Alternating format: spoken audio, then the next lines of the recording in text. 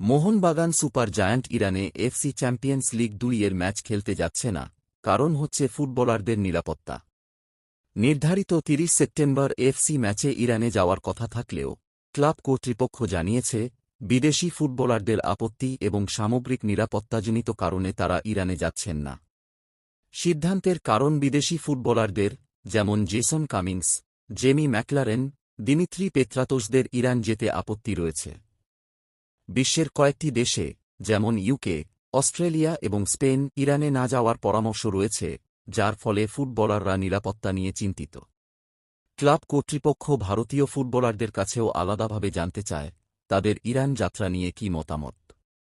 Club ও এফসির ভূমিকা Mohun Bagan super giant এফসিকে জানিয়েছে, তারা বিকল্প ভেন্যুতে খেলতে প্রস্তুত, কিন্তু ইরানে গিয়ে ফুটবলারদের ঝুঁকিতে ফেলতে রাজি নন। ক্লাব কর্তৃপক্ষ জানিয়েছে, ফুটবলারদের নিরাপত্তা তাদের প্রথম অগ্রাধিকার। যদি ম্যাচটি ইরানে না হয় কিংবা দল সেখানে না যায়, তবে মোহনবাগান নিষেধাজ্ঞার মুখে পড়তে পারে বলে আশঙ্কা রয়েছে। বর্তমান পরিস্থিতি এফসি কর্তৃপক্ষ এখনও কোনো চূড়ান্ত সিদ্ধান্ত দেননি এবং বিষয়টি তারা সংশ্লিষ্ট কমিটিতে পাঠিয়েছে। মোহনবাগান ইউরোপ ও অস্ট্রেলিয়ার ফুটবলারদের নিরাপত্তা নিয়ে উদ্বিগ্ন এবং ক্লাবের পক্ষ থেকে ভারত সরকারের পররাষ্ট্র মন্ত্রকেও বিষয়টি জানানো হয়েছে।